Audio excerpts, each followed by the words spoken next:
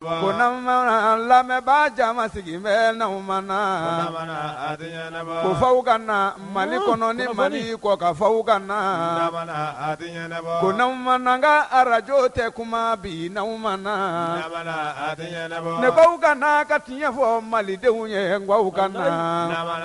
balimaw bi ye talata ye mars kalo tile 8 san 2022 ni dun ko mars kalo tile 8 maaw hakili bɛ jigin fɛn min na o ye musow ka don ye bi ye musow ka don ye diɲɛ fantan naani bɛɛ lajɛlen ni bɛ an hakili jigin fɛn min ye Burkina jamana ɲɛmaa kɔrɔ ye n'o ye capitaine Thomas Sankara ye a ye fanga ta waati min na a ko don o don musow bɛ guwasisi la don o don nasaminɛ bɛ musow bolo u bɛ taa sugu la ka taa naw san a ko nin 8 mars kelen an bɛ cɛw ka don gabugu kɔnɔ u ka taa na san u ka don gabugu kɔnɔ walima musow ka taa na san ka na d'u ma u ka don gabugu kɔnɔ u fana k'a dɔn musow bɛ sɛgɛn min na Thomas Sankara ala ka hinɛ la a y'o kɛ Burkina a y'o fɔ wa o 8 mars caman na musow y'u lafiya cɛw ye tobili kɛ k'a di u musow ma k'a di u balimamusow ma an bɛ o 8 mars an bɛ o de kɔnɔ bi 8 mars ye san 2011 ye ka Amadou Toumani Touré to fanga la hakililajigiw don o kɛnɛ kan musow jɔyɔrɔ ye mun ye faso kɔnɔna na musow jɔyɔrɔ ye min ye jamana kɔnɔ an ka fara ɲɔgɔn kan an ka Amadou Toumani Touré an ka lamɛn palais de la culture la ani muso jɛkulu denmisɛnninw ye kuma ba fɔ ne hakili kɔnɔ ni Ala na kira sɔnna ma Mali bɛ se ka tigi tanga mais Mali tɛ bon dɛ o tuma an ka kuma fɔlɔ ye mun ye o ye barikada ni 8 mars na an bɛ min ni 8 mars min na bi n ka président 8 mars laban de ye nin ye nka ma nimisa n bɛ n wasa don Ala la n y'o de ɲini Ala fɛ Ala ka se ka nin mandat 2 nɔgɔya n ye n ka se ka bɔ a la hɛrɛ ani baden na n b'o de nɔfɛ n'o tɛ fanga tɛ fanga fana a tɛ se ka ɲɛmɔgɔ kelen bolo a tɛ se ka ɲɛ groupe kelen bolo i b'i ka wagati kɛ i bɛ se min na i b'o kɛ ni dɛsɛra min na i b'o to yen a bɛ di mɔgɔ wɛrɛ ma an bɛ jɛ k'o dɛmɛ k'o bilasira n'a ye hakili ɲuman sɔrɔ ka jamana bilasira min kan an b'a dɛmɛ o kan fanga dabɔra o de kama o tuma n'a fɔra ne ka 8 mars président k'an to président na o laban n tɛ se ka taa ni ma na ka n'aw fo ka barika da u ye aw ye min kɛ n ye n'i y'a dan cɛw ye nafa min sɔrɔ ne ka fanga na o de ka ca ni musow ta ye nka n'i y'a dan musow min ye voteli kɛ ne k'a sɔrɔ ka ca ni cɛw ye k'a da mun kan aw m'a kɛ nata kama aw m'a kɛ fɛn wɛrɛ ɲini kama aw m'a dɔ diya kama n'o tɛ sisan kɔni Kulubalilaka ko même n'i tɛ falikan mɛn n'i mɛnna falikɛ na hali n'i tɛ falikan mɛn sira fara i ka kan k'o dɔn o tuma ne ka nakun ye min ye bi o ye de ka n'aw k'aw fo ka waleɲuman dɔn n ye fanga ɲini aw wulila k'a ɲini ko n ka fanga ɲini n tugura aw ka ma nimisa ko bɛɛ bɛ fanga na dɔgɔyama bɛ fanga na nɛni bɛ fanga na nkalontigɛ bɛ fanga na i ni min mankanw bɛ f'i ye fanga na ɲɛngoya bɛ fanga na hasidiya bɛ fanga na nka n'i sɔnna fanga na i bɛ sɔn a bɛɛ ma i ni min mankanw bɛ f'i ye a bɛ f'i den ye a bɛ f'i mɔden ye a bɛ f'i teri ye a bɛ f'i somɔgɔ ye mais Ala de b'a dɔn Ala y'a kɛ n y'a fɔ tuma min ko n ye candidat ye ou bien aw dɔla mɔgɔ y'a ɲini fɛ ko n ka k'a ye n tun sigilen bɛ n ka suma na n da tɛ kuma na tɔɔrɔ tɛ n kan n tɛ ɲininka ko la n bɛ n ka voyage la n bɛ taa ka na foyi tɛ ɲininka n na mais n y'a ɲini k'a fɔ ko kɛra cogo o cogo i ye fɛn sɔrɔ cogo o cogo il faut k'i k'a dɔn ko kelen bɛ yen i ka jamana juru tɛ bɔ i la fo k'i sa n'i ye fɛn o fɛn min sɔrɔ diɲɛ na n'i ma se k'o tilan k'o di i ka jamana ma i ma foyi sɔrɔ ou bien i ye ka sɔrɔ a ma foyi ɲɛ n bɛ barika da u ye n kɛra candidat ye don min a fɔra ko miliyɔn de bɛ sara pour que k'o kɛ n'i ka candidature kan a bɛ fɔ min ma tubabuw kuma ko caution o ye min ye kalifa ye i b'o wari da ka taa min da ma dɔrɔmɛ kelen bɔ a la aw musow a n'anw denw ani n teri denmisɛnninw olu de wari fara ɲɔgɔn kan ka na wari di yan k'a fɔ ko n ka taa ko ka taa o wari di pour que ka se ka fɛn kɛ la cogo min na o hukumu kɔnɔna na minnu y'a di u tɛ dɛ a ŋaniya bɛ minnu kɔnɔ olu ka ca mais k'aw bɛɛ fo ka waleɲuman dɔn aw ye min kɛ Ala k'aw sara n ko k'a fɔ ko Mali ma baara ayi n tɛ Amadu fɛ a ka kan bɛɛ tɛ se ka k'i fɛ mais mɔgɔ si tɛ se k'i jɔ Mali kɔnɔ yan k'a fɔ ko baara ma kɛ n'i y'a fɔ i ma tiɲɛ fɔ région si tɛ Mali kɔnɔ yan ne yɛrɛ tuma dɔ la ni n ye n sigi ka ko jate minɛ ka kow lajɛ ne wa sera ka nin kɛ cogo di ni y'an ka siraw lajɛ ni y'an ka fɛnw lajɛ sera ka baara min kɛ k'o lajɛ ne yɛrɛ bɛ tuma dilan n bɛ ɲɛli kɛ n ko tuma nin sera ka kɛ cogo jumɛn mais ni ye miiri k'a da ko fila kan jamana in barika b'a la jamana in duwawu bɛ jamana in na n'i ŋaniya siri ko la n'i ŋaniya ka ɲi ala b'i dɛmɛ jamana sira baara la n'o tɛ a fɔra ko fɔn sabanan ne taara n sigi suna président ɲɛkɔrɔ n k'a ma n ko degun dɔ bɛ n na a ko o ye mun degun ye n ko n b'a fɛ fɔn sabanan ka dilan bamakɔ a ko n ba n bɛ hakili to a la n y'a sɛbɛn ni ala sɔnna ma n bɛ mɔgɔ ci ma tile fila in na a tɛ tile tan bɔ a tigi nana a ko suna président ko k'a f'i ye k'i y'a fɔ k'a fɔ ko bonya min b'i ni i ka mali musow cɛ i b'a fɛ ka ko dɔ to san'i ka taa n bɛ so kelen kelen dilan région mali région bɛɛ kɔnɔ ka fila dilan bamakɔ k'a d'i ma a fɔ min ma maison des femmes et des enfants i k'o di musow ani denmisɛnninw ma a ko l'école so 3 n k'o dilan k'a d'i ma hôpital belebeleba kelen min dilanna yirimajɔ n k'o d'i ma i k'o ta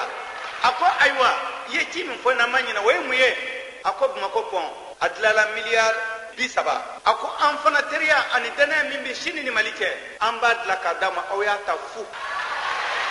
jɔnni bɛ se k'i jɔ i ɲɛna k'a fɔ ko sababu tɛ yen ala y'a kɛ o dira ni n ko n bɛ segin an ye siraw minnu dilan ani ko minnu kɛra a tɛna ban wagati bɛ yen kuma bɛna sɔrɔ wagati bɛna sɔrɔ n bɛna sigi o kan k'o fɔ hali sisan tilalen don mun an ye sira filanan min bɛ taa dakar an ye sira fɔlɔ ban o y'a san damadɔ ye sira filanan banna o ye jumɛn ye sira min bɛ bɔ kati ka taa kita ka bɔ kita ka taa bale bafin ka taa dabiya keɲeba ka taa saraya ka taa senegal n'a tun fɔra k'an b'o sira dilan ka ban kuma t'a la nka sira banna n'a tun fɔra ko an ka kɔrɔn fɛ k'an bɛ se ka sira dilan ka taa tumutu ka bɔ segu ka taa tumutu ka gudɔrɔn d'a kan k'a cɛtigi tun tɛ da la mais gudɔrɔn baara daminɛnen subahana mɔgɔ ninnu taara ka t'u jɔ an sen o tuma na baara kɛra jamana in kɔnɔ mɔgɔ kelen ka baara tɛ a tɛ dɔrɔn tɛ ani sababu ɲuman bɛ na ani dɛmɛbagaw cɛw ani musow bɛ na o hukumu kɔnɔna na ko n tɛ se ni ma wale ɲuman da musow ye n bɛ se ka mun kɛ musow ye caman kɛra o ye dɔ ye n bɛ mɔgɔ min sigilen bɛ n kɛrɛfɛ a bɛ fɔ min ma ko n ka baarakɛɲɔgɔn fɔlɔ o min ye premier ministre ye n ko n bɛ muso ta k'o bila o poste la o muso talen na n ko o tuma na musow ye min kɛ n ye u ye bonya min kɛ n ye u ye n dɛmɛ ko min na n fana mali musow bɛ o kelen n b'o ta o kelen a bɛ jɔ o bɛɛ place la ka n'i sigi laban kelen san kelen min tora laban na a k'an bilasira n k'an wasa don ka barika da musow ye n y'a dabɔ de kama ni mɔgɔ min ko musoya ye mɔnɛ ye i ye nkalon tigɛ saya tɛ mɔnɛ ye n ma muso ye ta k'a fɔ ko wɛrɛ n y'a ta pour que aw ye min kɛ n ye n ka se k'o dɔn ye mais n ye muso min ta a sabalilen don a kalannen don a bɛ kodɔn ni ye min fɔ a bɛ n to n ta la ni n filila a bɛ n bilasira ensuite ŋaniya wɛrɛ t'a la n dɛmɛ ko kɔ n'o tɛ foyi wɛrɛ t'a la k'an bilasira k'an dɛmɛ n k'a lase o tuma na n b'a mariyamu fɔ aw tɔgɔ la ala k'a sara ala k'aw bɛɛ sara nɔfɛ n ko nalen na n y'a yir'u la k'a fɔ n ko poste minnu kɛra sisan premier ministre n ko min bɛ se ka far'o kan an y'a lajɛ poste o poste bi an ka gouvernement na directeur général ambassadeur ni fɛn o fɛn bɛ kɛ an b'a fɔ i bɛ na n tɔgɔ sɛbɛn ye muso kelen tɔgɔ ka sɛbɛn a la diyagoya a chiffre bɛ n kɔrɔ ni n y'a dan k'a ta ambassadeur la ka taa bila secrétaire général la ka taa bila inspecteur général la fɛn o fɛn ni hakili tora min na fɛn o fɛn ni sera ka musow dɛmɛ min na n ye n seko kɛ n da ye n se n ko hali balontannaw o min solomantisi ka ko ye anw yɛrɛ coupe d'afrique organisé bamakɔ yan pour que k'a di yan mais an m'a sɔrɔ mais an ye min sɔrɔ ɲinan a bɛnna n'a fɔra ko afrique bɛɛ ka fara ɲɔgɔn kan équipe 30 fila mali de kɛra sabanan ye ko gansan tɛ an san 40 de filɛ nin an bɛ kan ka ɲinan ma sɔrɔ an y'a sɔrɔ ɲinan de mais ani ko dɔw bɛnna diya min ka kan ka se ka sɔrɔ a la o ma sɔrɔ a la mais ŋaniya b'a nɔ na nka filanan ye min ye o ye coupe o fana ye a dɔ ye basket coupe denmisɛnnin ninnu ka taa dakar ka gagner ka coupe ta ka na d'a ma yan bamakɔ yan an y'a ye o wagati fana na o tuma na ko man dɔgɔ ko la o tuma n b'a fɛ k'aw fo ka wale ɲuman dɔn ala k'aw sara ala k'an to ɲɔgɔn ye mais fanga ye nin de wagati de don ni hakili bɛ mɔgɔ min na fanga ye nin de ani fisiriwaleya fanga ni fisiriwaleya de teri ye fanga a masiri ya hasiriya de n'i ko k'i tɛ sɔn ma i tɛ don fanga na nka n'i tilala ko dɔ bɛ yen i b'i tulo datugu ko dɔ bɛ yen i b'i ɲɛ datugu ko dɔ bɛ ɲinɛ o kɔ n'o tɛ i tɛ se ka fanga kɛ o hukumu kɔnɔna na n tɛ se ka bɔ kuma na si solomanti b'a fɔ cogo min na ni an bɛ ko min na an ka élection ko kuma minnu daminɛna a élection fɔlɔ o ye mun ye a bɛ fɔ min ma ko référendum ye mun ye jamana yɛrɛ o loi belebeleba a bɛ fɔ min ma ko constitution an ka loi bɛɛ o de ye loi bɛɛba ye loi bɛɛ ka kan ka b'o la ni fɛn fɛn min ma tɔw sira fɛ o tɛ se ka kɛ loi ye ayiwa ne ko n ko san 20 fanga président Alpha y'a ta kɛ ka tila ka ne ta fara o kan an hakili la ko ko dɔw bɛ yen an y'o labɛn nin salle in kɔnɔ yan na o ye min ye constitution fɔlɔ ye wo dɔw b'a kɔnɔ n'an ma wo geren ko dɔw b'a kɔnɔ n'an b'a labɛn a bɛ se ka gɛlɛya las'an ma o hukumu kɔnɔna na an y'a yira k'a fɔ constitution bɛɛ tɛ yɛlɛma dɛ ko ni ko dɔw b'a la an ka jateminɛ kɛ pour que ka se ka o labɛn pour que ka se ka baara la nɔgɔya n'o tɛ o constitution ne ka constitution tɛ constitution fɔlɔ min dilanla yan nin salle yɛrɛ kɔnɔ yan ne de y'o signé o de ye constitution min bɛ yen n bɛ se k'a fɔ k'o ye n tɔgɔ la constitution ye n'o tɔgɔ ka taa mais o tɛ n y'a yɛrɛ de k'a fɔ ko wo b'a kɔnɔ yɔrɔ dɔw bɛ yen o ma bɛn yɔrɔ dɔw bɛ yen o tɛ se ka to ten yɔrɔ dɔw bɛ yen il faut a ka yɛlɛma n y'a dabɔ o de kama n'o tɛ tɔgɔ ko tɛ n bɛ mun kɛ tɔgɔ la tuguni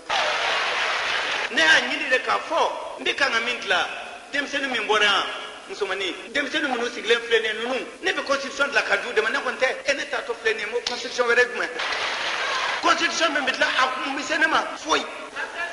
n bɛ se k'a fɔ constitution fɔlɔ in ta ye ne de y'a signé n bɛ se ka n bɛn o ma ka taa mais n y'a lajɛ de k'a fɔ ko ko dɔw bɛ yen n'an m'o labɛn a bɛ gɛlɛya an ka denmisɛnninw ka kow labɛn k'u ka constitution dilan ka d'u ma ni mɔgɔ min sera k'o faamuya k'an dɛmɛ an sɔnna n'i m'a faamuya an bɛ voter oui i ka voter non ni ala sɔnna a ma oui bɛ gagner inchallah n'o tɛ a ma dabɔ foyi kama donc o hukumu kɔnɔna na n balimamuso n b'a ɲini aw fɛ nin constitution kura in Amadu ka constitution tɛ nin constitution kura in denmisɛnninw ta don an denw an mɔdenw an n'an tulomasama olu ka constitution de don an k'a dɛmɛ k'a labɛn k'a d'u ma pour que Mali ka se ka nɔgɔ u bolo cogo min na n b'a ɲini aw fɛ aw k'an dɛmɛ an ka voter an ka oui sɔrɔ o ka se ka gagner an ka constitution kura sigi pour que Mali ka taa ɲɛ nka an bɔra kuma kelen na tɛna se ka tɛmɛ n'an m'o kuma fɔ o ye mun ye ko min kelen bɛ k'an dusu tiɲɛ o ye kɔrɔnfɛko ye kɔrɔnfɛko in bi ko tɛ kabini président Modibo Keyita sani président Modibo Keyita yɛrɛ ka na kabini tubabu fanga sani tubabu fanga yɛrɛ ka na kabini an ka fangabaw olu foyi tɛ yen kɔrɔnfɛ ma mɔgɔ minnu kamana gan a ko la président Modibo ye rébellion 64 kɛ président Musa o ye rébellion 92 kɛ président Alpha ye caman labɛn pour que a ka se ka na tiɲɛ ne bɛ na fanga na don min 26 mars la ne nana sɔrɔ k'a sɔrɔ ko guerre bɛ kɔnɔ na mais ala ni dɛmɛ ala ni dugawu ala ni barika an sera k'a lase ka mɔgɔw fara ɲɔgɔn kan ka kuma fɛ an ka se ka sira sɔrɔ nin yɔrɔ in na nin tabali in kan papier signana a bɛ fɔ de ma ko pacte de réconciliation nationale du Mali an sera k'o de kɛ sani an ka bɔ fanga na nka nin zeyina ta a tɛmɛna dan kan nin san tan in foyi tɛ ma min kɛ pour que nin ko in kana se Mali ma n ye nɛgɛni kɛ n muɲuna n ye ɲɛ tugu dɔ kan ka n tulo tugu dɔ kan ne ka ko in mun ye pour que se ka jamana ka se ka baara cogo min na n'a tun daminɛna nin na Gawo pont tɛ dilan n'a tun daminɛna nin na Tawusa pont a barrage an bɛ min na o tɛ dilan n'a tun daminɛna nin na an tɛ se ka goudron da ka bɔ Gawo ka taa Ɲamɛ n'a tun daminɛna an bɛ kan ka sira min dilan sisan ka bɔ Segu ka taa Tɔnbɔkutu k'o goudronner o bɛɛ tɛ se ka dilan mago sa de ka ca a la ni marifaw tigɛra yɔrɔ min na jɔn bɛ t'i sigi k'a fɔ k'i bɛ baara kɛ o yɔrɔ la o hukumu kɔnɔna na o kama ani an ka jamana basigi kama ko caman bɛ yen n sɔnna a ma n'o tɛ k'a fɔ ko Amadu bɛ sɔn ko bɛɛ ma o tɛ mais n ka ko tɛ jamana ko don jamana ka bon ma ka bon n'an bɛɛ ye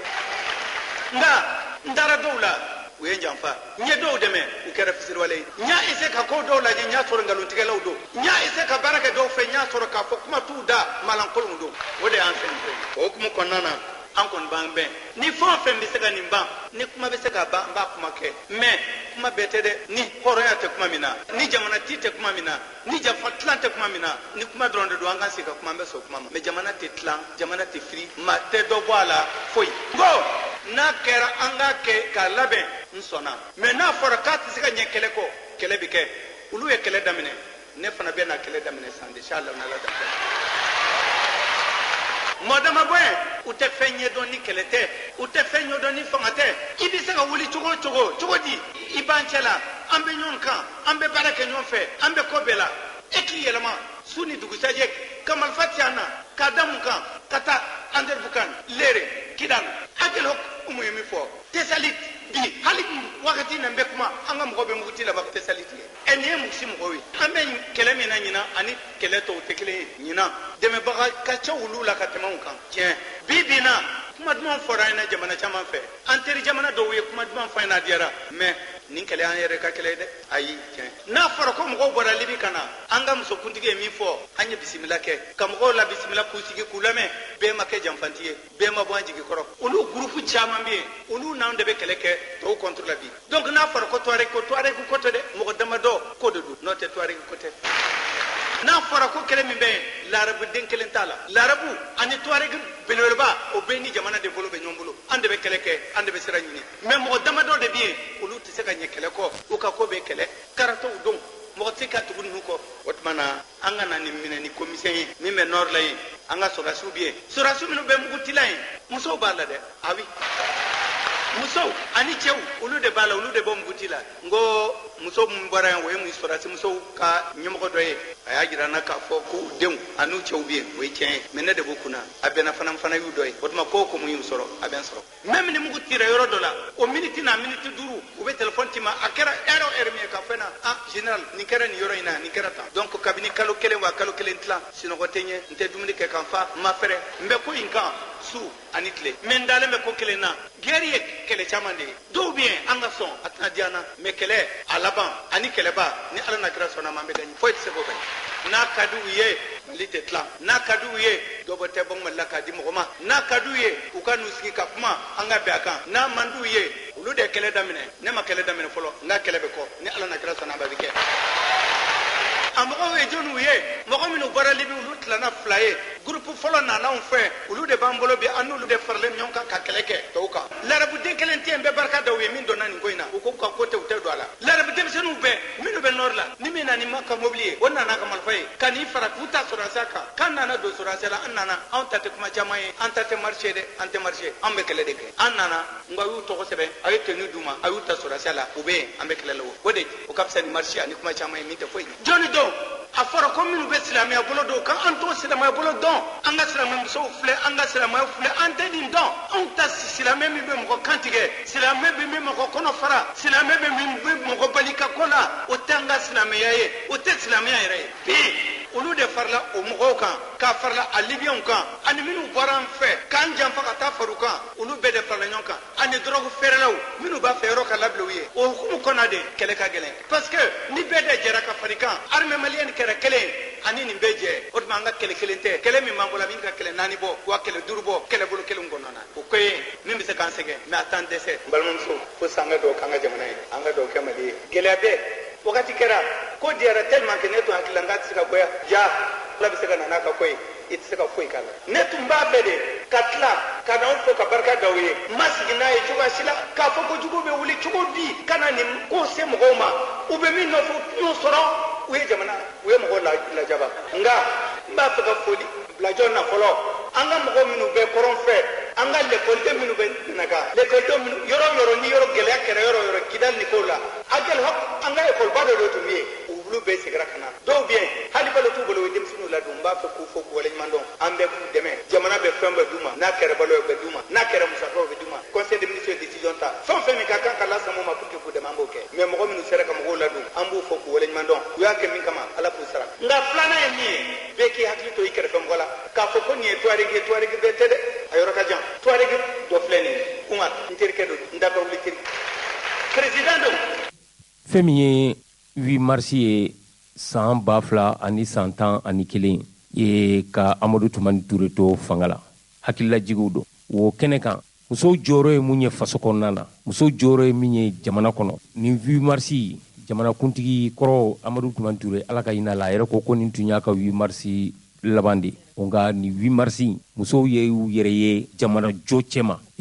amadu ka fanga kɔnɔna na a ye baara belebeleba minnu kɛ yɛrɛ don gudronda tɛ gudronda ye musow nisɔndiyara musow yɛrɛ ye dantigɛli kɛ ka nin bɛɛ lajɛlen fo pɔnw fɛn min ye échangeurs ye dantigɛli ninnu kɛra aw yɛrɛ bɔra a joona aw bɛɛ lajɛlen kɔni y'a mɛn maaw nimisi wasara amadu yɛrɛ ye hɛrɛ fɔlɔfɔlɔ min kɛ musow ye ka musow ladiya o ye césarienne k'o kɛ fu ye kabiri mali tun ye yɛrɛma hɔrɔnya ta moro keta ka fanga musa ka fanga nin ma kɛ fu ye jamana musow ye an balimamusow ni an musow ye amadu a ye o kɛ a tilala tuguni ka musow ladiya cogo di fɛn min ye jeliba numayanfan ye ka maison de la femme k'o jɔ yen a kiniboloyanfan ka musow ka maison de la femme et de l'enfant et de la famille k'o fana jɔ yen ko o kado belebele ta k'o di musow ma m'a fɔ jamana ɲɛmaa ma hɛrɛ kɛ musow ye k'a dama tɛmɛ nka maa mun ye hɛrɛ kɛ musow ye ka musow nisɔndiya ni musow yɛrɛ hamadu ye kɛnɛ mun kan f'u bɛ poti u yɛrɛ ma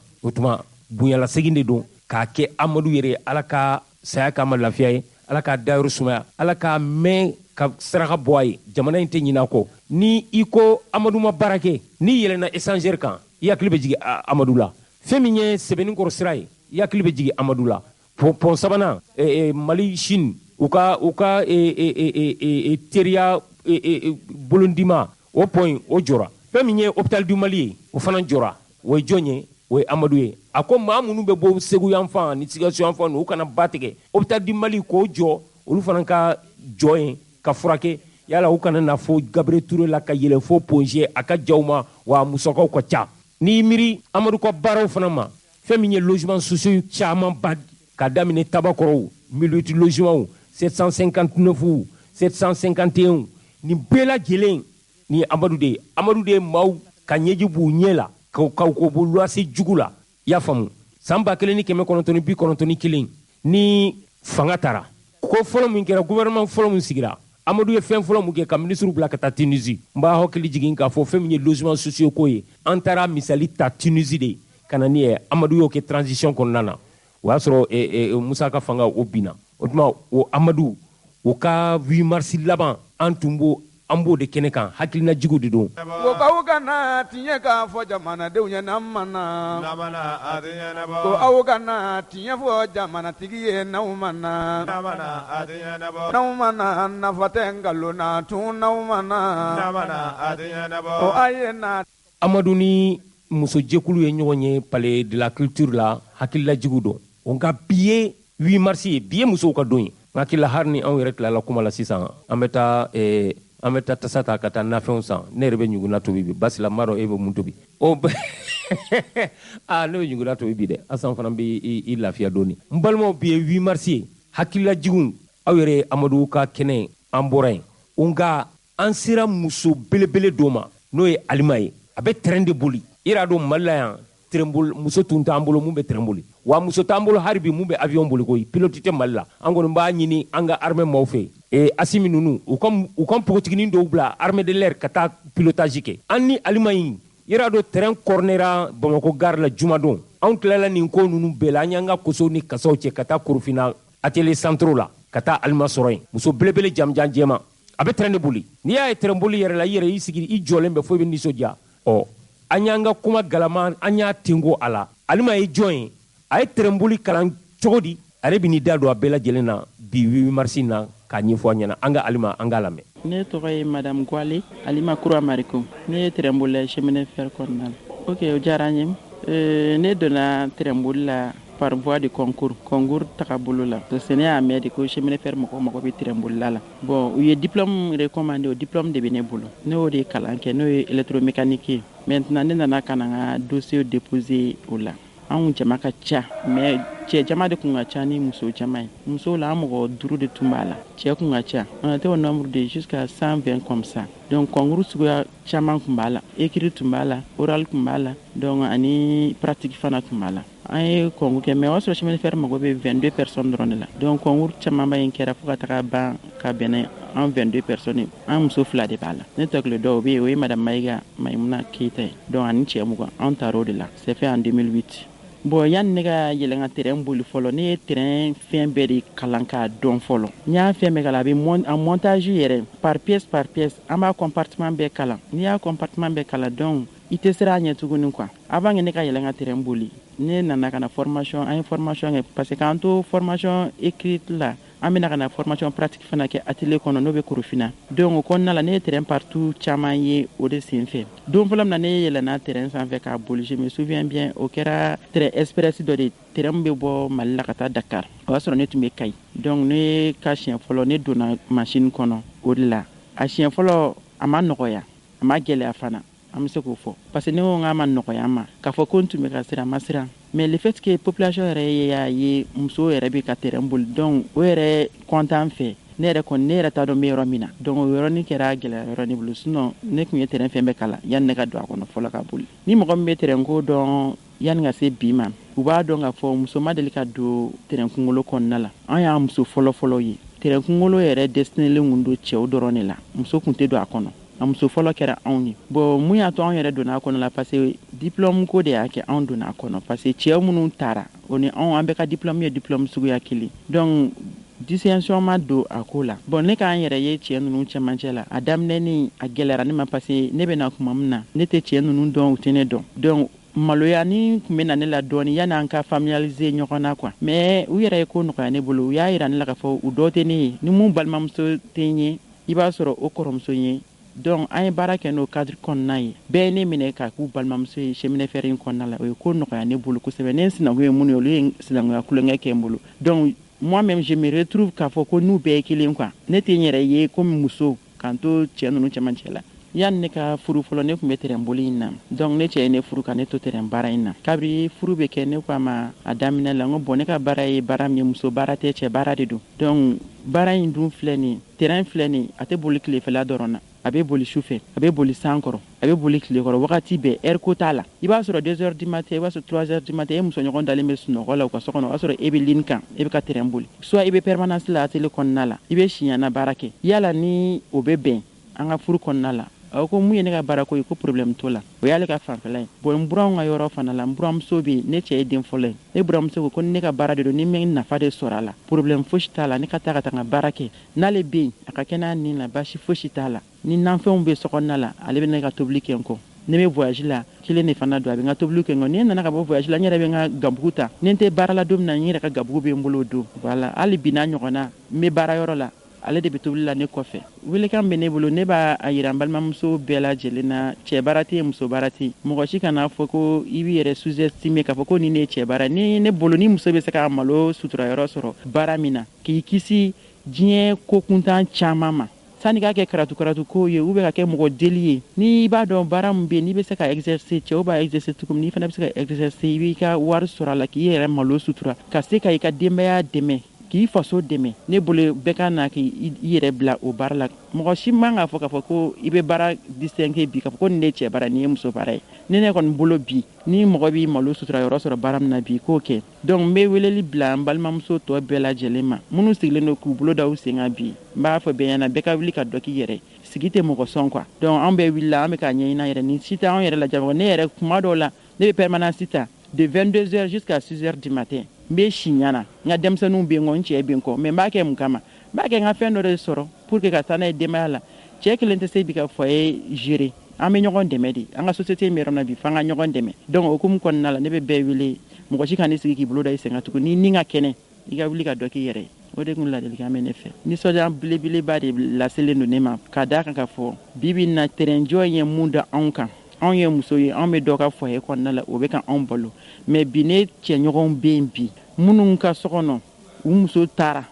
dɔw muso y'u furu sa dɔw yɛrɛ fɛn fɛ dusukasi fɛ dɔw taɲara ka da ka san 4 a san 4 de bɛna se mois de mai nata in bɛ ka a san 4 ye anw ka terrain jɔlen don an ka sarako bilalen bɛ retard la an bɛ salaire sɔrɔ retard la cogo min na n'a fɔra ko mali fonctionnaire yɛrɛ i bɛ sara ta kalo kalo ni kalo sara i bɛ sara ta a t'i bɔ jango k'a fɔ k'i bɛ se ka kalo 2 kalo 3 kalo 4 kuma dɔ fo kalo 6 i b'o kɛ ka sɔrɔ i tɛ sara sa i b'i sigilen don denbaya de bi muso bɛ yen denmisɛnninw bɛ yen u kan ka balo donc n'a fɔra ko terrain bɛna lawuli bi fosi tɛ anw fɛ k'a fɔ bi ka ala barika da ani a initiative bɔra minnu na an b'u fo k'u barika da ala k'u se doni in kɔrɔ parce que cheminée fer doni ma nɔgɔn dɛ doni belebeleba de don parce que affaire fitinin tɛ cheminée fer la cheminée fer nɛgɛ kelen n'a sɔngɔ firi ɲɛna bi i b'a fɔ ko ayi donc an bɛ ala deli sababu ɲuman bɔra yɔrɔ min na ala ka anw dɛmɛ ala ka se k'an ka baara in wuli hɛrɛ ani baden na ka kɛ anw yɛrɛ kɛnɛ ɲɛna vraiment o kɔni o bɛ diya ne ye kosɛbɛ ne k'aw ka na ka tiɲɛ fɔ malidenw ye n k'aw ka na ko k'aw ka na tiɲɛ k'a fɔ jamanadenw ye n'an ma na ko aw ka na tiɲɛ fɔ jamanatigi ye n'aw ma na n'aw ma na nafa tɛ nkalon na tun n'aw ma na n balimaw 8 mars activités bɛɛ kɔfɛ nka bi hali bi an bɛ 8 mars kɔnɔ fɛn min ye Bamako chef de gare ye n'o ye Brahima Kulubali ye ale ye syndicaliste ye cheminot de don an y'ale yɛrɛ fana wele a hakilina ye mun ye terrain wulila autorail bɛna bila Kayi sira kan wa kita terrain bɛna wuli wa Mayina Kayi o terrain o bɛna wuli wa rail kuraw de bɛ da wa baaraw bɛ cogo di ani terrain bɛ na an bɛ don autorail kɔnɔ don jumɛn ka taa Kayi an ye ɲininkali bɛɛ lajɛlen tɛngu Brahima Kulubali la basila bisimila i ka ni chef de gare i ka an di ɲɔgɔn ma an ka se ka kuma Bra Kulubali i ni sɔgɔma an b'i fo an b'a jira k'a fɔ e ye syndicaliste ye wa i ye Bamako chef de gare fana ye an y'a ye k'a fɔ ko fɛn min ye juma sɔgɔmada fɛ nɛgɛ ɲɛ 11 tɛmɛnen ni miniti 58 ye Bamakokaw bɛɛ tun bɛ ka mun kɔnɔ ani Kayikaw. A kɛra an y'a ye k'a fɔ ko train kunkolo k'a bɔra ACK la n'o ye atelier centre ye Korofina. Ka na an jɔlen sɔrɔ e ka gare kɔnɔna na. A kɛra nisɔndiyaba ye. Ari maa minnu tun bɛ échangeur sanfɛla la bɛɛ ye tɛgɛrɛ fɔ. Bɛɛ nisɔndiyara. Nin train kunkolo in anw ka ingénieur de y'a wuli wa yala aw ye maa dɔw de wele ka na ka wuli ka bila sen kan. D'accord, ok. Jalo an b'i fo. Tabarikala. An bɛ radio lamɛnbaa bɛɛ lajɛlen fo. Train kunkolo min fɛngɛla n'an b'a fɔ 2205. A train kunkolo labɛnna an yɛrɛ ka baarakɛlaw fɛ. An yɛrɛ ka ingénieur n'an ka technicien. An ka technicien fɛ à travers Sopafer. C'est le programme min bɛ ka fɛngɛ kɛ. Kunkolo kɔrɔ dɔw kan ka labɛn. O kan ka labɛn an ka mɔgɔ fɛ an ka mɔgɔw y'o baara daminɛ. Train kunkolo 2. Kelen de baara sɛbɛkɔrɔ nɔgɔyalen don. O de nana juma ka na voiture ta ka taa labɛnyɔrɔ la Korofina atelier la n'an b'a wele ACK. Anw yɛrɛ taara atelier centre la. An ye train kunkolo 2nan ye an y'o ye. Ko fana bɛna ban k'a tɛ mɛn ko câble bɛ Maroc kan ka na ko n'o nana dɔrɔn k'o fana bɛ bila sen kan. Mécaniciens y'a jira an na k'a fɔ ko a train kunkolo 2 de kan ka pɛn n'o tɛ n'a kɛra kelen ye sisan n'o bilala panne na ni nɔrɔbila t'a la k'a bɛ kɛ baara ye. Nka dɔgɔkun dama dama na mécaniciens ni techniciens y'a jira an na k'a fɔ ko o fana bɛ bila sen kan o ye tiɲɛ ye. Inchallah train kunkolo 2nan fana baara bɛ sen na 2207 o câble dɔ de tun bɛ o baara minɛn jɛ. U y'a fɔ. Donc o ye o câble fɛngɛ ɲini. Kibaruya laban na câble in bɛ Maroc. K'a bɛ sira la ka na. O tuma na câble in don avion na ka na. Bon n'o nana o câble mana fɛngɛ la o b'o baara tɔ fana laban quoi. Comme chemin de fer baara ka gɛlɛn machine kelen tɛ se ka baara kɛ. Machine min don. Ala man kisi la machine bɛ se ka tiɲɛ yɔrɔ dɔ la. Kosɛbɛ. Ni machine tiɲɛna mobile tɛ se ka taa sama ka na wali bolimafɛn wɛrɛ tɛ se ka taa sama ka na machine wɛrɛ de bɛ kɛ k'a sama quoi. Kosɛbɛ. Donc a ka ala fɛ chemin de fer baara fɛn fɛn n'i b'a ye. A ka gɛlɛn machine kelen de ma ka k'i bolo k'a fɔ k'i bɛ baara la chemin de fer quoi. Ni machine b'i bolo a dɔgɔyalen kan ka kɛ machine 2 ye. O ye tiɲɛ. Pour que i bɛɛ fɛ ka baara fɛn bɛɛ kɛ i ka se k'o kɛ quoi. O ye tiɲɛ. Kulubali an y'a ye machine corner tuma min ka jɔ a tatɔla Korofina a taara ni wagon dɔw ye o wagon ninnu u bɛna dilan de wa? A taara ni aramu an b'a fɔ ma aramu voyageur. Voiture don mɔgɔw bɛ don min kɔnɔ. O bɛ taama. Donc comme a b'a kalama san 2018 kɔnɔna. Mɛ kalo wagati a tile 18. O aramu ninnu jɔlen bɛ an bolo Bamakɔ gare la yan. Ka sababuya kɛ machine tiɲɛ ye. Donc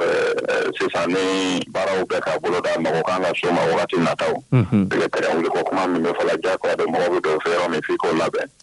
Bon a ka jɔ ka se san 3 ni kɔ ma peut-être san 3 fɔ kalo 10 hakɛ kalo 10 m'o kan. Diyagoya de ni mago bɛ s'a ma f'i ka sama ka taa sɛbɛkɔrɔ lajɛ. A yɛrɛ bɛ cogo min ani baaramisɛnnin mun kan ka fɛngɛ ka se k'o labɛnw bɛɛ sabati. Kosɛbɛ. Ka kɔn a bolili ɲɛ. Kosɛbɛ. A taara juma o hukumu de kɔnɔna na Korofina atelier la. Aya an y'a mɛn fana k'a fɔ fɛn min ye yɛrɛ ye ko bɛ k'a la kurakuraya ko pont fana Tukotɔ pont ani Mayina pont ani Papaga pont ko bɛɛ lajɛlen bɛ ka dilan o fana ye tiɲɛ ye. Exactement pont baaraw bɛ sen na. I n'a fɔ Tukotɔ pont Mayina pont Galigo pont. Galigo pont yɛrɛ o baara banna. A tila u bɛ Tukotɔ ni pont Mayina kan. Awɔ. Pɔmisɛnninw fana baara bɛ ka kɛ u ye pɔmisɛnninw baara daminɛ a tila sera fɔ Tukotɔ yɔrɔ ninnu na ye fana baara bɛ continuer ka taa fɔ Kayi Papaga i bɛ Papaga min fana kɛ pɔnpɔw bɛ tiɲɛ na parce que programme min na machine non seulement machine kan ka labɛn ka wali ka machine dɔw fana ɲini ani ka aramu labɛn ani ka sira labɛn ka aramu labɛn ani ka nɛgɛsira labɛn ne ko nɛgɛsira labɛn ni pont ni arayi yɛrɛ o la quoi donc arayi baara ni pont labɛn baara ninnu olu bɛ sen na o mɔgɔw bɛ lien kan. Chef de gare an y'a ye e yɛrɛ min bɛ Bamakɔ e mun ye Bamakɔ gare kuntigi ye Bamakɔ gare a bɛ komi i b'a fɔ ko Amazoni wulakɔnɔla yiriju bɛ fan bɛɛ bin bɛ fan bɛɛ mana foroko fililen bɛ fan bɛɛ i labɛnnen don k'i ka gare k'a furan wa? Tout à fait bin bɛ fan bɛɛ mana foroko bɛ fan bɛɛ a kɛra i n'a fɔ forêt Amazoni kɔnɔna tout à fait i b'a dɔn Jalo mɔgɔ de ye yɔrɔ ye quoi baara jɔla minɛn a san 3 ani kalo 4 peut-être mɔgɔ bɛ se k'a fɔ an bɛ taa san 4 kɔnɔna na. Kosɛbɛ. Donc san 4 kɔnɔna taama tɛ kɛla yɔrɔ min ka caya. San 4 kɔnɔna taa ka segin tɛ caya la yɔrɔ min. Diyagoya don a yɔrɔ bɛ kɛ tu ye. Mais n'a y'a sɔrɔ sɛnɛw ka ca la a tun bɛ bon. Mais baara min ka gɛlɛn ni baara bɛɛ ye. O ye an ka se ka atelier kɔnɔ baara ninnu fɛnɛ machine ka se ka labɛn aramu ka se ka labɛn. Pont ninnu ka baara ka se ka ban. Sinon tu ninnu ni fɛn ninnu n'a ka bɛn an ye peut-être sɔnni ka tile ban i tɛ bin kelen ye i tɛ mana kelen ye. Mais hali n'an ye bin bɛɛ tigɛ bi ka mana bɛɛ tigɛ cɛ bi. Tant que terrain tɛ taa ka segin tɛ yɔrɔ bɛ segin a cogo kɔrɔ la quoi parce que mɔgɔ de ye yɔrɔ ye quoi. Sɛnɛw de bɛ yɔrɔ jɛya. O ye tiɲɛ. Bin ni fɛn ninnu ni ala sɔnna ma don nataw. O bɛna bɔ yen. Tabarikala. Chef de gare an y'a ye fana anw donna terrain kɔnɔ ka taa Korofina. An selen Korofina an y'a ye k'a fɔ aw ka kɛnɛ mun bɛ yen n'o ye atelier centraux de Korofina ACK. U ye kɛnɛ caman minɛ maaw taara ka taa morceler ka caman minɛ a la. O tɛ kɛ degun ye aw ma ni terrain wulila u y'aw ka kɛnɛ u y'a tilancɛ bɛɛ ta. Oui, très vraiment atelier centraux de Korofina i n'a fɔ arayi kɛrɛfɛla ninnu bɛɛ a jɔli kɛlen ye degunba ye parce que mɔgɔw ye baara jɔlen mɔgɔw ye u kɛ baara caman kan. Kosɛbɛ. Ni terrain ko k'a bɛ wuli a baaraw ka gɛlɛn. Mais comme a ɲɛfɔlen don ɲɛmɔgɔw ye. Et puis ɲɛmɔgɔw fana ye layidu ta k'a fɔ u n'a a baara. U bɛ o fɛngɛ ninnu fɛngɛ kan parce que mɔgɔw surunya sigila ka surunya arayi la. Mais mɔgɔ min bɛ terrain ko kalama.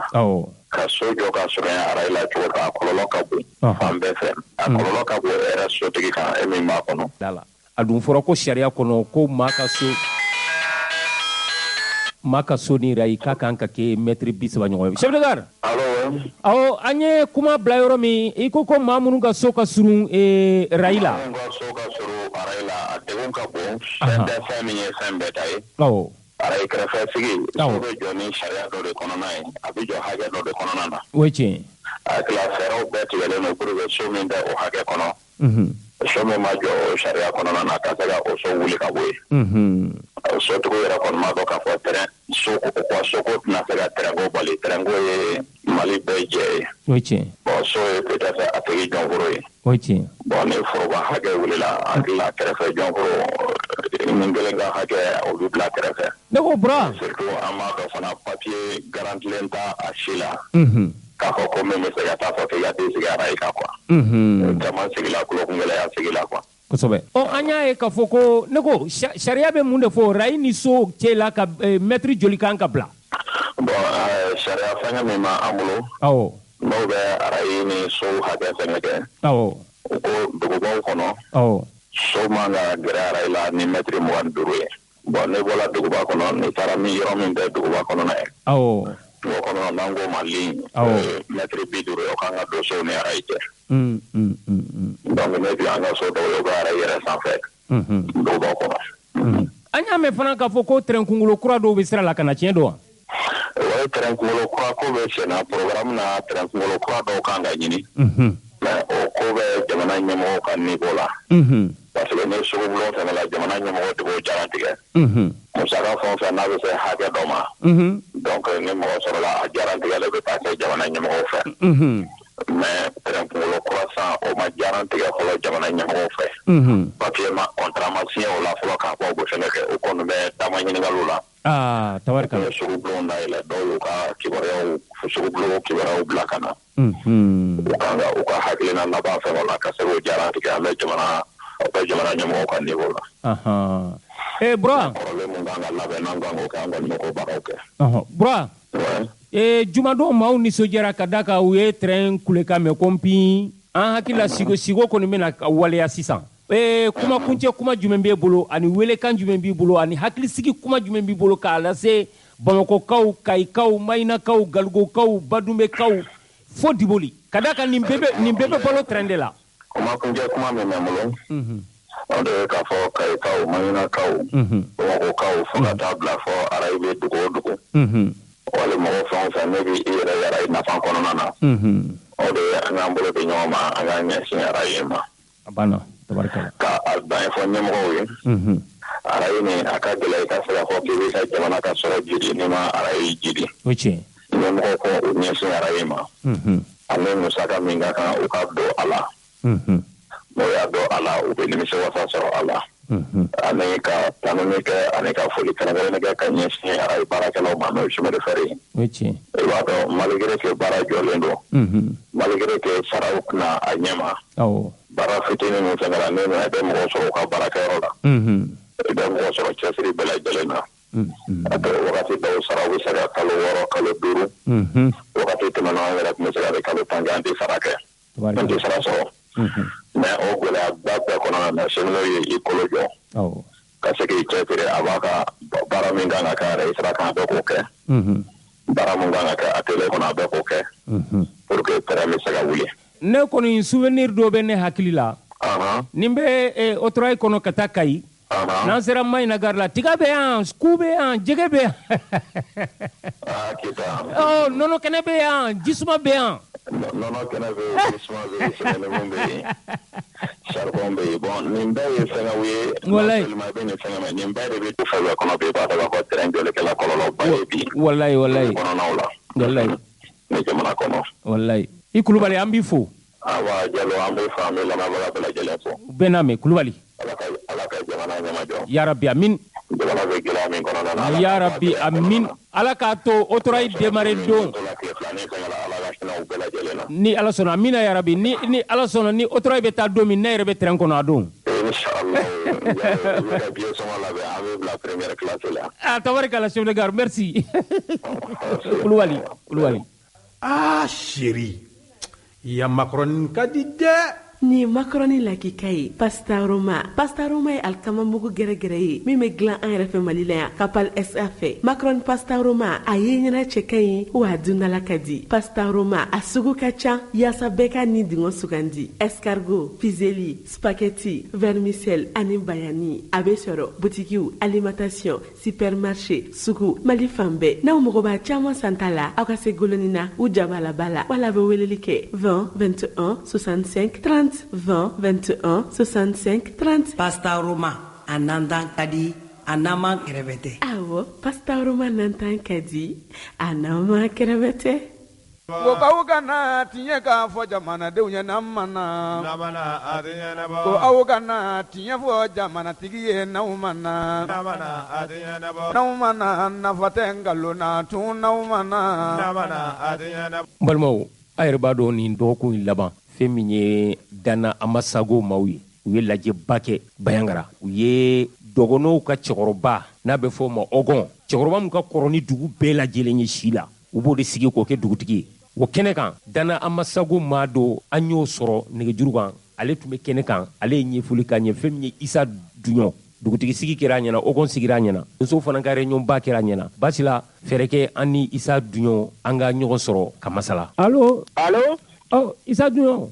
an b'i fo an y'a ye e ye Dana Amasago maa ye an y'a kɔlɔsi k'a fɔ nin tile damadama in na donsow ani Dana Amasago maaw bɛ lajɛba dɔ la Bayangara a daminɛna don jumɛn ayiwa donc i bɛ Jalosu n b'i fo tabarikala foli diyara n ye voilà donc ne yɛrɛ bɛ Bayangara donc Bayangara tile filanin na donc maintenant an ka dugutigi sigi de kɛra an ka dugutigi ani an ka ɔgɔn aw ka cɛkɔrɔba wa cɛkɔrɔba ɔgɔn min ye dugu ɲɛmaa ye o sigili de kɛra ne yɛrɛ bɛ terrain kan ne nana Bayangara ani dugutigi o y'a introniser aw nana o yɛrɛjɛ kɛnɛ kan bien vrai Bayangara ni ko Bayangara ayiwa bɛɛ b'a kalama situation min bɛ yen situation insécurité de bɛ yen ayiwa insécurité min bɛ yen nɔ a dogon tɛ maa si la dɔ ma b'a la insécurité dɔ ma b'a la dɛ hali kunu an kɔrɔ yan hali kunu an kɔrɔ yan minnu nana ɲɛnajɛ la kunu tɛnɛn donc olu hali kunu yɛrɛ kunu olu nana ɲɛnajɛ la o segintɔ dɔw taara dɔw ye mɔbutikaw ye dɔw ye sewadekaw ye donc attaque kɛra donc mɔgɔ 2 sara a la mɔgɔ dɔw joginna donc halisa an bɛ ka mɔgɔw ɲini an ma mɔgɔw ye dɔw ye fɔlɔ dɔw tununa u ma ye fɔlɔ donc an ko k'o de la halisa attaque in sababu kɛra jumɛn ye attaque donc terroriste de don donc maintenant yɔrɔ ni mɔgɔw donc olu fɛnɛ donc sécurité basigi na jamana in kɔnɔ o man d'u ye o donc olu ye basigi an kɔni pays de kɔnɔ yan an tɛ an ka lakana maaw minnu bɛ yen o ye an ka donsow de ye dozo de anga lakana maudi donc armée be mais donc dozo ko ni anga mo population do le dozo la teme armée reka parce que wadna teme na armée talaka anga dono toyi population toyi donc maintenant dozo de wula ka joro lakana donc anga mo dalimba la teme ale dozo la teme fe anga lakana armée reka bien vrai armée be ka barake dondoni mais basiquement na folo donc nga aw ka cɛkɔrɔba ka sigili na n'o ye Ogon ye dana amasagu maaw doso caman ba tun bɛ kɛnɛ kan ye a kɛra tile joli donc halisa doso bɛ yen nɔ donc ɲɛnajɛ min kɔni kɛra doso bɛ ka ɲɔgɔn ye min kɛra donc Mali doso bɛ tun ɲɔgɔn sɔrɔ yen Mali doso bɛ Bamakɔkaw nana Kayikaw nana Sikasokaw nana donc doso bɔra diɲɛ fan bɛɛ Mali la ka na ɲɔgɔn sɔrɔ yen kana u ka soutien yira dana amasagu mɔgɔw la lajɛ in tun bɛ mun kan lajɛ in ye donc doso ɲɔgɔn fara ɲɔgɔn kan o nana an ka dana amasagu mɔgɔw fo o ye baara min kɛ voilà o ye baara ɲuman min kɛ o nana olu de fo donc doso bɛɛ ni fa kelen ba kelen de donc an ka ladakɔrɔ la donc doso de an ka lakana kungolo lakanabagaw de voilà donc o da to o na o remercier o bara min kɛ san joli ni san 6 san 7 dozo de jɔra ka pe dɔgɔ lakana donc voilà lajɛra ko ye wala olu ɲɔgɔn fara ɲɔgɔn kan kana an ka dozo fo u ka barakɛ ɲuman na voilà lajɛra ko ye o de lajɛ in a kun cɛra a kunu awɔ lajɛ in kun cɛra kunu e tɛ Bayangara toujours wa ne bɛ Bayangara toujours lajɛ in kɛra u bɛnna mun kan a kun cɛra mun de kan u ye mun fɔ ɲɔgɔn ye dosow ye mun fɔ ɲɔgɔn ye donc dosow ma donc fɛn wɛrɛ ma fɔ donc dosow kɔni donc an fɛ yan n'i ko lakanabaga o y'an ka dosow de ye awɔ donc armée bɛ yen mais dosow de y'an ka lakanabagaw de ye donc doso minnu nana ka minnu bɔra diɲɛ fan bɛɛ ka na dosow fo an b'olu fo ka waleɲuman dɔn donc k'a fɔ ko an bɛnna fɛn dɔ kan donc bɛnkan kuma tɛ donc voilà o nana doso fo u ka baarakɛ ɲuman na voilà o lajɛra kun kɔni ye o ye Bayangara gouverneur yɛrɛ tun bɛ kɛnɛ kan dɛ gouverneur tun bɛ kɛnɛ kan ani maa wɛrɛw Duɲɔ PTK ani Pireli bɛ cogo di basigi la wayi PTK zone ninnu kɔnɔna na halisa menaces bɛ yen dɛ menaces bɛ yen ne yɛrɛ filɛ nin ye sisan n bɛna bɔ Baɲangara ka taa dugu dɔ la a yɔrɔ in menace ba de bɛ yen nɔ donc maintenant ne bɛna taa a dugu yɔrɔ la i bɛ moto de kan n bɛ moto de kan ta Ala k'i lakana amin Pireli u tun ye antenne minnu kari u dilanna marabe antenne ma dilan dɛ antenne foyi ma dilan antenne ma dilan donc halisa maaw bɛ degun kɔnɔ an bɛ dugawu kɛ halisa an bɛ an ka faamaw fo ni Ala sɔnna ayiwa u ka jija vraiment u ka taa pedoŋo lakana sinon bɛɛ ma na fɔlɔ dɛ Bayangara dugu kɔnɔ sisan lakana tigilamaaw caman bɛ yen yarɔ sɔrɔsiw Bayangara dugu kɔnɔ sɔrɔsiw bɛ yen maintenant yɔrɔ min ka gɛlɛn o ye dugu kɔnɔna ye o ye kungo kɔnɔna ye dɔɔnin n'i bɛ Bayangara bila dɔɔnin dɔrɔn de 3 à 4 kilomètres maintenant problème bɛ yen de awɔ dugu kɔnɔna kɔni donc lafiya bɛ dɔɔnin mais ni kɔni dugu kɔnɔna bila dɔɔnin dɔrɔn kungo kɔnɔna la problème ba de bɛ yen nɔ hali sisan n bɛ ka taa dugu min na ne jɔrɔlen don dɔɔnin ni Ala sɔnna Ala k'i lakana amin Ala k'i lakana amin n b'aw fo ayiwa kuma kuncɛ kuma jumɛn b'i bolo ani basigi kuma jumɛn b'i bolo k'a ɲɛsin population ma n ka foli bɛ population maliyɛn bɛɛ lajɛlen ye n b'aw fo ka waleɲuman dɔn aw minnu ye radio yɛrɛ baarakɛlaw ye donc n b'aw fo ka waleɲuman dɔn wa n ka foli bɛ an ka président Mamudu Gujɛngile Dana Amasagu président n ka foli b'a ye kosɛbɛ ne ka foli bɛ le chef d'état-major Yusufu Toloba n ka foli b'a ye kosɛbɛ a n'a ka cɛdenw bɛɛ donc an kɔni fɛ Baɲangara yan ni olu kɔni Dana Amasagu kɔni tɛ duwawu don jumɛn b'i bolo k'a ɲɛsin Mondoro an ka cɛden minnu binna yen donc Mondoro mɔgɔ an ka faama minnu binna Ala ka hinɛ u la ka da amina ya rabi amina donc n ka foli bɛ a ye amina ya rabi amin olu bɛ jamana baara la vraiment Ala k'u lakana amina ya rabi vraiment Ala ka furu bɛɛ sumaya amina ya rabi amina n ka foli b'aw bɛɛ lajɛlen Isa an b'i fɔ Ala ka segin ni ɲuman ye ka i ɲuman don Bamakɔ yan wa i bɛ ka taa duguni mun fana na Ala k'i lakana ni Ala sɔnna amin i Duɲɔ Merci. Aba. Aba. Oli jara merci. Ne ko kana ka tiɲɛ fɔ malidenw ye ngwaw kana. Ko kaw kana tiɲɛ ka fɔ jamanadenw ye namana. Ko aw kana tiɲɛ fɔ jamanatigi ye n'aw mana. N balimaw an ka dɔn kibaru tɛmɛnenw an ye laseli lase aw ma k'a fɔ fɛn min ye an dɔgɔw ni an denw ye u binni mun kɛra Mondoro ni jamana ye tasibila kɛ ka tuma ka tile 3 tasibila kɛ ala ka hinɛ u la ala ka yafa k'u ma dɔgɔkun in yɛrɛ kɔnɔ a kɛra juma nka Ben le Cerveau ale sera Joyila tuma min a ye fana ye tasibila kɛ ka ɲɛsin ninnu ma a ye fɛn min fɔ an ka fara ɲɔgɔn kan an k'o lamɛn. Ka don kuma min kɔnɔ sisan n'o ye appel sous le drapeau ye kunun an bɛɛ kibaruya mɛn min kɛra Mondoro a ma bɛn jamanaden sɛbɛ si ma nka bamananw ko n'i ye sɛnogo jɔlen ko kala b'a kɔnɔ n'i ye sɛnogo jɔlen kala b'a kɔnɔ o ye mun ye jateminɛ bɛɛ kɛra k'a dɔn Mondoro attaque min kɛra yen a bɔra min jɔn b'a kɔrɔ jɔn bolo b'a kɔfɛ a jateminɛ bɛɛ kɛra a kibaruya bɛɛ sɔrɔla Mali kan kun bɛ ci fɔlɔ u bɛ jɔ u b'a filmer u bɛ lajaba ta ka ɲɛsin Mondoro ko kunun nana 4h05 du matin ko surɔ k'u sigira lahalaya jumɛn na u b'o fɔ aw ye. C'est ça la montée en puissance de l'armée malienne a kɔrɔ ye nin de u bɛ dankari an ka surasiw la an bɛ dugawu sama ala ka hinɛ la ala k'u dayɔrɔ sumaya u binna faso tɔgɔ la u binna avec honneur et dignité sous les couleurs du Mali u binna o de kɔrɔ o kɔfɛ an ka surasiw wulila k'u jɔ ka taa tugu la ka u pan o su kunna i b'a fɔ furaburujalan binnen o de kɛra ka tila ka Mondoro minɛ k'a lasegin Mali ka mara kɔnɔ fo sisan an bɛ yɔrɔ min na Mondoro bɛ Mali ka mara kɔnɔ. Minɛn minnu minɛn'u bolo o wulikajɔ kɔfɛ a minɛn bɛɛ dɔnna maa min na an ka surasiw ni barika ni surasiw tun bɛ opération conjointe kɛ minɛn minnu tun ye barika ni surasiw bolo o minɛn kelenw de yer'u bolo wa dɔw tracera k'u bɔra Niger ka don Burkina fɛ ka sɔrɔ ka na don Mondoro fɛ parce que Mondoro ni Burkina de ka surun ɲɔgɔn na. Donc pour dire que bi Yɛrɛwolo debout sur les remparts b'a fɔ très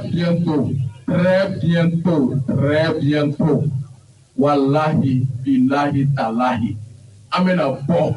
ka barikani ka minɛnw cɛ ka bɔ an ka jamana kɔnɔ très prochainement an bɛna o baara de bila sen kan billahi an t'a date communiquer on va pas communiquer la date mais on va passer à l'acte. Wallahi on va passer à l'acte. Kuma tɛmɛna jamana kɔnɔ quoi il est temps jolibɔn ka jɔ pour que an ka jamana ka ɲɛsin bɔnɔgɔla ma o wagati de sera bi an ka jamana kɔnɔ k'an ka jamana ɲɛmɔgɔw fo an b'a dɔn u bɛ wulikajɔ minnu na aujourd'hui anw ka jamana mara kalifalen don mɔgɔ minnu na les 5 colonels sont les seigneurs de guerre kɛlɛmasaw de don jitɔw tɛ fugariw tɛ wa k'a fɔ k'u bɛ segin kɔ o kuma tɛ yen a bɛ b'a fɔ n'i ye Yɛrɛwolo mɔgɔw ta k'u kɛ surasiw ye quoi u fana ja jɔlen don cogoya kelen de la pour que ka faso kuma bɔ u b'o baara de la an y'o fɔ an ka lase tɛmɛnenw na ko an labɛnnen don ni ka don surasiya la pour que ka faso ni kisi Yɛrɛwolo a donné un chiffre de 20 000 jeunes opérationnels à Sadio Kamara et à Assimi Goïta pour que cogoya min na u bɛ se ka don armée la ka surasiya kuma bɔ an labɛnnen don a bɛɛ kama walahi anw ma fisa n'u ye minnu bɛ ka bin minnu bɛ ka sa fasoko la anw pɛrɛnnen don c'est à dire k'an nin di n'o de bɛ faso kuma bɔ pour que jugu ka jɔ et jugu tɛ sebaya sɔrɔ k'an to yan une population qui regorge 10 millions de jeunes est-ce que o jamana bɛ se ka minɛ 10 millions de jeunes o jamana bɛ minɛ ni mun ye le Mali compte 10 millions de jeunes i b'o jamana minɛ i b'o minɛ cogo di i b'o minɛ ni mun dalu ye ni jamana ɲɛmɔgɔw mago bɛ sifinnakaw la ko ba mugan bɛ yen 20 000 jeunes réservistes sont à Yɛrɛwolo debout sur les remparts prêts pour libérer la patrie ka malien bɛɛ wele minnu bɛ Mali kɔnɔ minnu bɛ Mali kɔ kan ko cɛya kuma man ca n'an ye Faransi gɛn n'an ma Faransi sagow ani Faransi jɔnw ani Faransi ka cidenw u mabɔ an ka jamana fanga la an bɛ ka Faransi gɛn cogo min walahi u bɛ tila ka Faransi wele ka na o cogoya kelen na n'i ye yiri bolo tigɛ n'i ma dili bɔ a bɛ nugu kura ye dɛ o tɛ min na appel sous le drapeau kɔrɔ k'a fɔ ko à partir d'aujourd'hui Faransi sago ka président o banna Mali kɔnɔ Malien bɛ diɲɛ fan o fan Malien bɛ diɲɛ fan o fan Yɛrɛwolo ka numéro bila la a ye numéro wele dans les 703 communes du Mali o ye réorganisation administrative kɔrɔlen an bɛ fɛ 3 mois in kɔnɔ Yɛrɛwolo ka sigi Mali fan bɛɛ diaspora kɔnɔ Malien bɛ diɲɛ jamana o jamana kɔnɔ a jamana bɛɛ Yɛrɛwolo ka sigi a kɔnɔ pour que an ka jamana minɛ an tigɛ la yɛrɛ parce que caman bolo ko nin ye fièvre de ye quoi n'i y'u bila ka kuma u b'a fɔ ko fièvre de don quoi minnu ka yeta tɛ tɛmɛ Nungala kan k'an bɛ na quelques mois k'an bɛ tunu k'u bɛ segin ka na fanga ta u bɛ minnu don kaso la u b'olu don u bɛ minnu faga u b'olu faga u bɛ segin ka Faransi wele ka na Irisi bɛ gɛn ka taa ils n'ont rien compris nous sommes en avance parce que olu bɛ juguya la anw bɛ ɲumanya la c'est pourquoi anw b'olu sanfɛ chaque fois en termes de réflexion et en termes d'action u tɛ kule la ko après transition k'u b'a récupérer yan walayi minnu ka kɛku la olu ka taa foro kɔnɔ u t'a banna Maliko la au Mali la terre est très fertile sɛnɛfɛnw bɛ ɲɛ Mali kɔnɔ trop Mali ye sɛnɛkɛdugu de ye an bɛ k'u ladi u denw bɛ k'u ladi u dɔgɔninw bɛ k'u ladi n'u bɛ ko faamu jɔni kunnani o bɛ ladilikan mɛn dɛ an ye IBK ladi a ma mɛn an ye Bandaw ladi a ma mɛn an ye Makɔrɔ ladi a ma mɛn bi u bɛɛ b'u sen nugun kan bi an bɛ ka politiki mɔgɔ ninnu minnu y'an ka jamana sigi a sen sabara kɔnɔ k'u ladi ni Faransi sagow don u ka minɛnw kuru ka nimisa o de ka fisa après transition tɛ dɛ hali après transition an tilala miiri la an ka fara ɲɔgɔn kan comme France Fanon l'a dit chaque génération doit dans une relative opacité découvrir sa mission l'accomplir ou la trahir c'est pourquoi anw ko an t'an ka mission janfa walayi an t'an ka mission janfa nous mesurons tous les risques an b'a dɔn gɛlɛya min bɛ se ka y'a la mais an bɛ ka bin lajɛ o y'an ka jamana nafa de ye quoi 10 ans de guerre près de 20 000 morts ça suffit wa an b'o ban cogo min an k'an ka jamana minɛ a ka di danbetigidenw ma Yɛrɛwolodenw ma pour que u k'an ka jamana ni kisi o waati de sera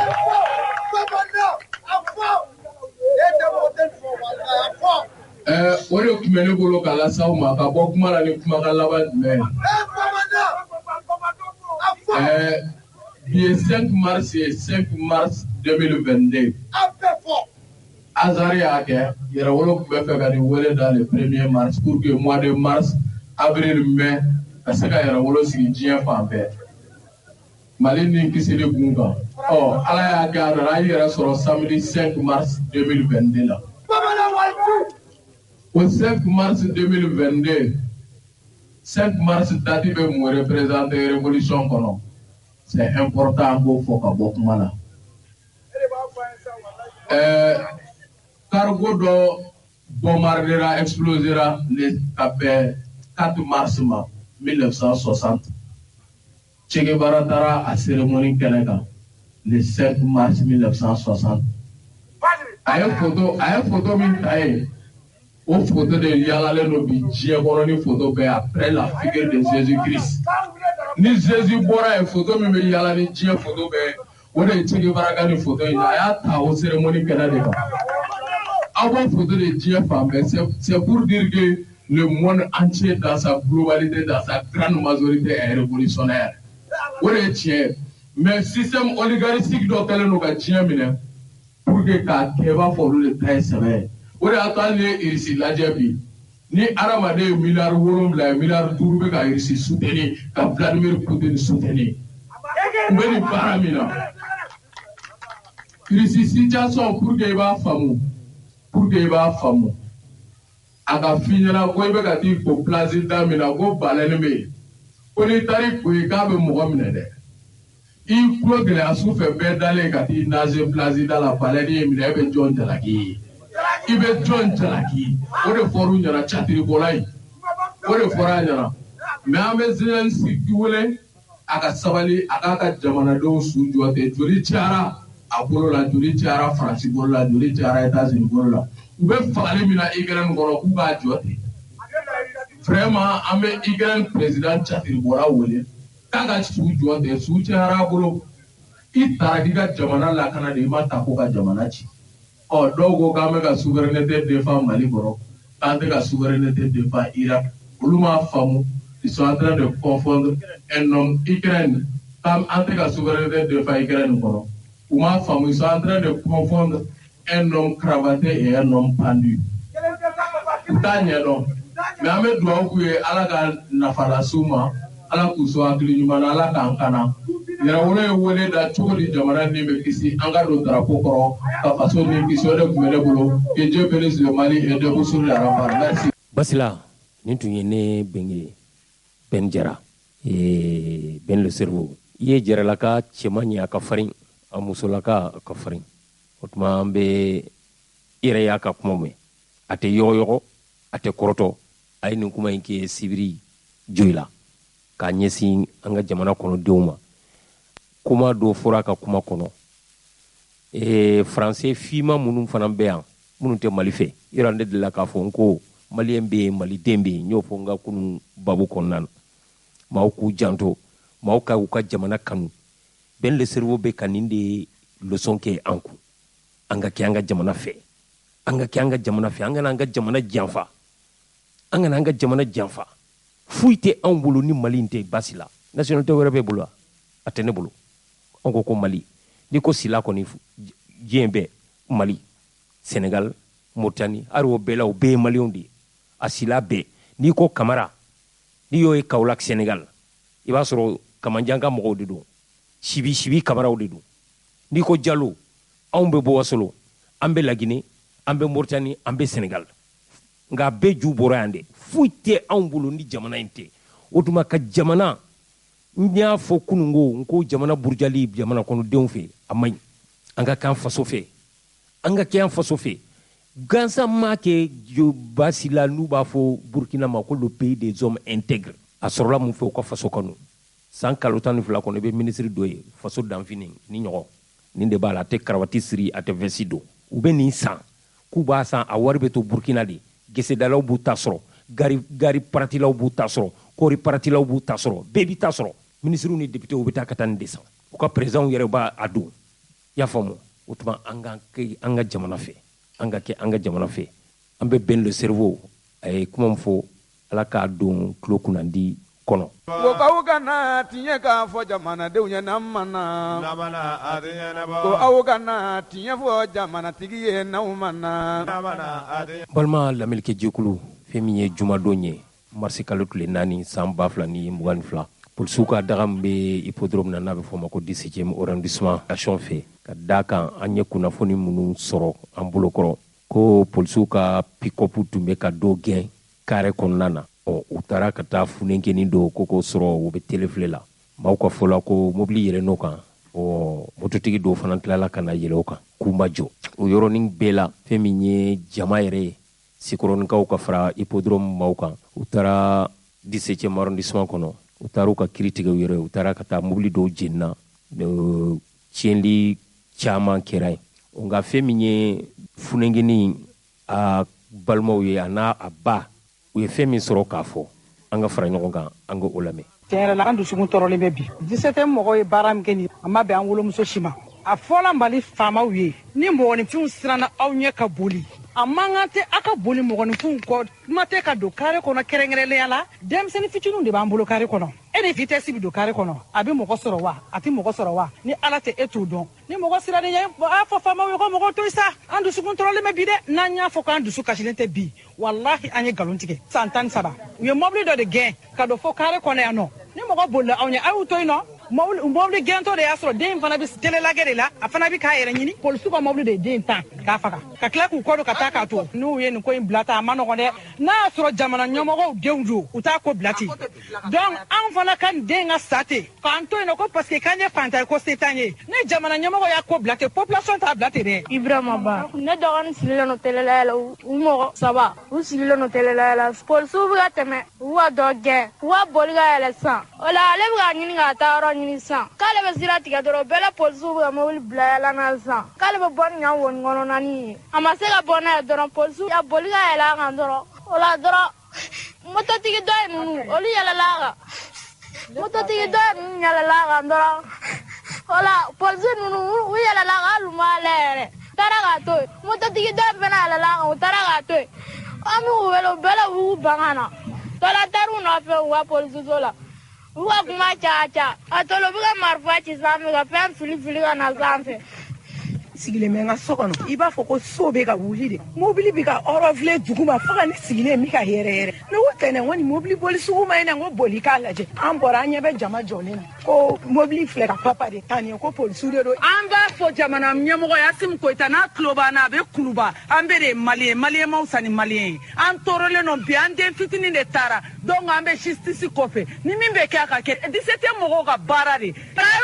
faga dala ka kla ka kono ka su est-ce que abe mo ko ma ko kawgana tiye ka fo jamana de unya namana namana adinya na ko awgana tiye fo jamana tigiye naumana namana adinya na mbalmo anga andew anandogo munuma bara basigile soro jamana kono ube angata fisiani sigi utma chenjenka ani koji kan o koni bu ni bla alama onga nuye mantoro soro feminye OIM ye nabe forma organisation internationale mondiale de l'immigration o ye jekulu mun sigilendu abe malla abe farafina fancama yasa ka se ka demse nunu nu tara tunga ma jiawla ministre yer ka kuma la bina fo kuma jeru tunga ma jiamununa nui uko kube koji tege kube chenjem fuga tege nu ma se usero OIM de be uta ka musakaw duma kulata u ka yoro la nu nana nu ye Bamakɔ yan u bɛ taa n'u ye daga dɔ la n'o ye malien de l'extérieur ka yɔrɔ ye on tile dama u bɛ to yen u bɛ dumuni kɛ faso de b'u ta en charge ko musaka fana bɛ d'u ma yasa u ka se u wolola dugu minnu na u ka se yen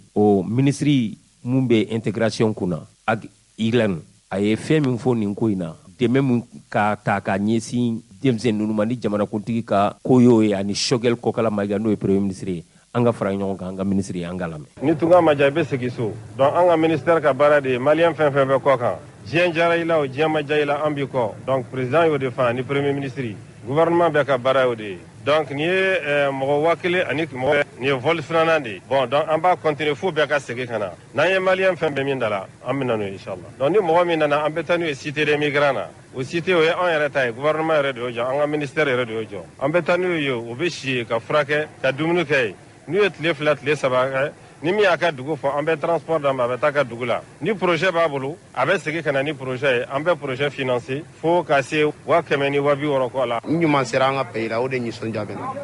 sinon n bɛ Niger nisɔndiya foyi tɛ n kan hɛrɛ tɛ n kan Kulubali i ka teli bi dɛ yanni min n bɛ taa agence Kuba voyage la Kuba voyage wa awɔ o tuma na e ma kibaruya duman sɔrɔ wa kibaruya duman jumɛn n balimakɛ agence Kuba voyage san 2 tɛmɛnen kɔfɛ gɛlɛya la hiji ani umura ko la k'o sabu kɛ coronavirus ye agence Kuba voyage bɔra k'a ka umura contrat sɔrɔ saudiya ɲɛmɔgɔw bolo min b'u yamaruya ka umura labɛn san 2021 san 2022 n'u k'a ma ko umura famille ko wa u bɛna di sɔngɔ na sɔngɔ min ni a ka nɔgɔ kosɛbɛ ka sabu kɛ waati yɛrɛ ni a cogoya ye ka sanga o ma Kuba voyage bɛ kɔnfa kelen bɔ aw ye kalo o kalo aw bɛna taa loger hôtel luxe de de kɔnɔna na Medine ani Makan wa ɲinɛ umura u kelen bɛ k'a kɛ sigiyɔrɔma 2 ye sigiyɔrɔma fɔlɔ o ye maa minnu bɛ taa tile 10 kɛ sigiyɔrɔma 2nan o ye minnu bɛ taa tile 15 kɛ a bɛna kɛ Makan ani Madinɛ ni ɲɔgɔn cɛ wa sɔngɔ ninnu bɛ to senna fo ka se avril kalo tile fɔlɔ ma san 2022 kunnafoni duman min bɛ da o kan o de ye k'a fɔ Kuba Voyage ka kɔnfa fɔlɔ o sela Saudiya jamana kan ka ban olu bɛ u ka umura baaraw la baasi tɛ umuraden sinin na ni Ala sɔnna ma o cogoya kelen na kalo o kalo kɔnfa kelen o bɛ bɔ ka i kunda Saudiya jamana kan Kuba Voyage tɔgɔ la. Agence Kuba Voyage yɛrɛ a bɛ sɔrɔ min? Agence Kuba Voyage bɛ sɔrɔ Bamakɔ Kura avenue Mamadou Konaté la place OMVS ni yen bɛɛ ka jan maa min ma i bɛ se k'i to i sigiyɔrɔ la k'u wele u ka nɛgɛjuru sira kan o de ye 20 22 19 06